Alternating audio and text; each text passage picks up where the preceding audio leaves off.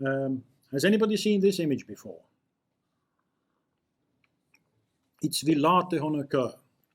The geometrical knowledge which was considered sacred or godly during the medieval times was a property of the lodge, or the builder's organization. So these so-called lodge books were kept in secret, and they were the know-how secrets of the whole generations of builders who belonged into that lodge. Lodge coming from the word roof on top of the building surface, where the builders were lodging. Even the word is there. So the building took several years, so they lived besides the church, and that was called lodge. And the Freemason lodges are actually a kind of superficial outcome of that etymology. But this is a lodge book of Villate on a curve, later part of Middle Ages. So the geometry already had broken out of the secrecy, and it has, if I remember correctly, 49 different pages where this geometry has been described. And this particular right-hand image is from the Laon Cathedral. And if we visit the Laon Cathedral, this is how it looks. So either Villard saw the built structure, which is probable because by his lodge book times this had been built, or at least was under construction. But if we compare it with the drawing, we can clearly see that the spires, the roof of the tower is missing, and some more elements are missing there. But what has captured me within that image is actually how the space is built. It's not perspective space. And if we compare it with the real tower, we can see that it is an interesting image of horizon being at the level of being the beginning of the tower, and then the diagonally coming out of these small niches or balconies, which then become hexagonal endings under the spires, and the cows or bulls up there. It gives us an imagination what this space is about, without really taking perspective as the source of the building. And here we can also see that there are several horizons within this image, so that every layer or every story which has a clear cornice or horizontal line is depicted from a different point of view. And especially as a kind of detail here are the bulls or the cows, and they are so nicely drawn at Villard's page. But if you zoom them in, you can see really kind of apocalyptic beasts standing on top of the cathedral spire. Now there is a question for wide audience. How are these spaces described? Let's take the left-hand image. Are we above or below the surface or horizon? It's an axonometric kind of perspective drawing. So which side is it curved? Is it curved inside or outside? Those who favor outside, could you please show your hands? Left-hand drawing we are talking. Half. What about the right-hand one? Is it curved inside or outside? The right-hand side image. So the left hand is half and half. What about the right-hand image? Again, roughly half and half. Well, if we look at the architectural detailing, it is the other way around. It is the choir, and on the right-hand side, we see it from outside. We see the buttressing, and so we are below the surface, because it usually curves outside. And the other drawing we are also below the surface because it curves inside the screen, because it is inside of the same drawing. We can see that the rose windows are the same, the tracery of the windows are the same, and but as it is in a peculiar axonometric, our mind can push it in and out as soon as we really concentrate on it. So within the lines, already several things happen in the images that our unconscious or our inbuilt understanding of what we see is actually promoting to us without us actually making the decision about it. So that is the peculiarity of the structure of images. And here, of course, he is showing it in pure elevation, the same way outside the emporium, inside the triforium, and pillars, and outside the buttressing. So he could do both the spatial description and also the elevation, which then became important element and moved into Renaissance. And on the right-hand side, as a matter of interest, we also have the structural parts, how the joints of the stones have to be laid so that they will not line up and diminish the strength of the structure. And that brings us to these modern devices or screens that tell us about space. I was in Brussels, and my phone immediately went into three-dimensional image. Even on the plan, as soon as I touched it, it wanted to tilt the surface. So my trained eye as architect in orthogonal projection couldn't make assumption about the distances because it has been distorted. There is another interesting feature within the Google Earth, for instance. There is a rectangular building up there. Everybody can see it. We are approaching it from south, and there are the shadows on the northern side of it. And let me just go closer to it. So we definitely approach it from south. We can see the diminishing of the perspective lines. And when I was looking at it, I had an odd feeling that something is incredibly wrong. And it took me some time to understand what it was. Have you noticed it already?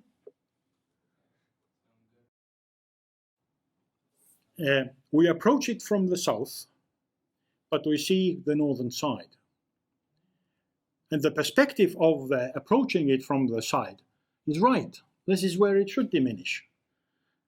But we can't see the front side of it, we see the back side of it. So there is a perspective drawing or perspective image actually stitched from the aerial photographs, which describes a reverse perspective, a fully developed reverse perspective, because this is what we see. So we have like 2 points of view to the same element. We see it from the other side, and then we see it from the normal perspective side. And the question is, which we come back later in our lectures, what does this fluid or dynamic perspective, what kind of space it really builds for us? And we haven't really gone to the images yet.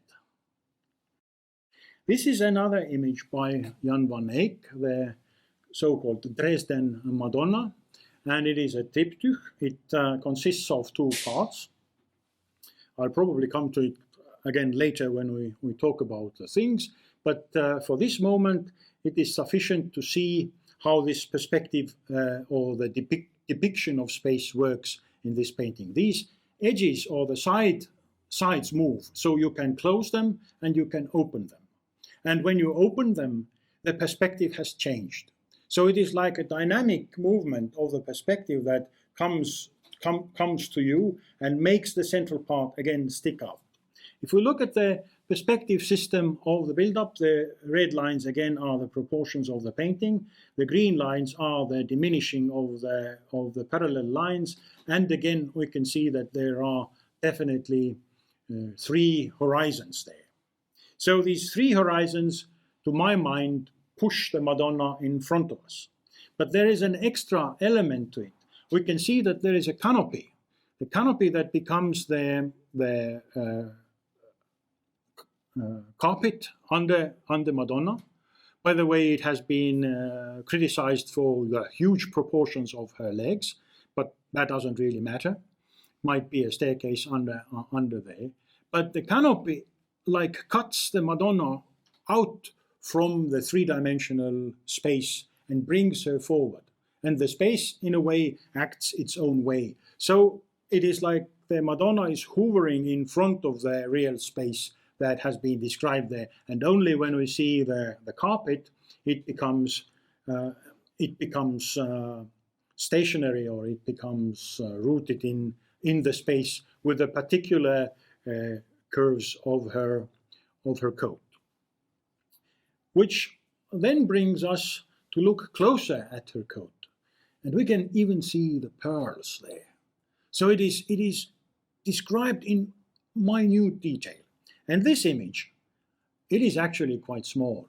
This is something like 21 by 33 or 4 centimeters. So it is the traveling icon or traveling triptych for praying, probably the owner of it making the prayer here, and St. Catherine there, and then probably St. Michael or Angel Michael or George with a spear on the right-hand side. So it is a very, very small image if we take nowadays the elements, which brings me to a documentary, and I would ask if someone has seen it. It's called Tim's Vermeer. Anybody? I recommend it highly to look at it, because it describes a very interesting story. This is 17th century painting, and Tim Janison, who was a stage designer, a guy who was dealing with photography, making the shows, and looking at Vermeer, which was one of his favorite painters, he said that there is some kind of odd feeling that this is not a painting but a slide. It has this quality of diapositive, if someone of you still remember the old word of making the film that immediately has reversed the image, so that you get out a transparent slide that you can put in a machine, and it projects an image on the screen, the old-fashioned, old-school thing. And he was then looking at other images and said that all of them possess this kind of film-like quality, as he was saying. This is the documentary, which I recommend, and this is the guy. So he was thinking that there must be some kind of projection technique used in these images. That is not just pure painting. And the film really shows how it was developed. So the first he was thinking how it is possible to convey the image from the either vision or projection into a painting. And then, as he said, once in a bathtub, he was imagining this mirror that is hovering around. So what is he basically doing is he's making himself into a living copy machine, copying the image pixel by pixel, as we would say today, but here a brushful and brushful after another. So there was an image of his father. So there is this circular mirror there that actually mirrors the image that is upright in front of him, and then he is mixing the colors and adjusting the colors to the edge of the mirror. So where the mirror edge disappears, the color is right. So this pixel is right color in the right place. So he went forward with it and was, as we can see, without knowing having any knowledge of painting, he taught himself to copy these images through this technique. And then his argument was that Vermeer actually was using a similar device.